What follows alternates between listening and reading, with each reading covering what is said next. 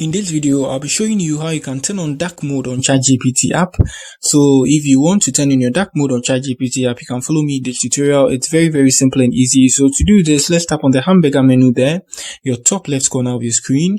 So you see the two bars there, just tap on that there. Good. And now let's tap on our profile here to, hop there and do that changes.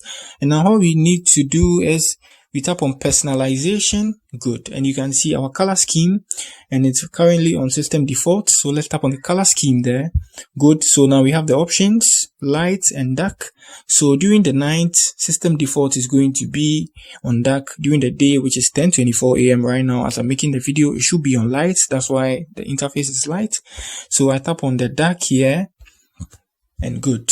Restart, and now my ChatGPT is dark. So that's it on how you can switch your colors, dark and light, and also system on ChatGPT. If you are new here, just give me a like and subscribe to my channel. And I have a lot of tutorials on ChatGPT app. You can check them out on my channel. That's it for the video once again. Peace.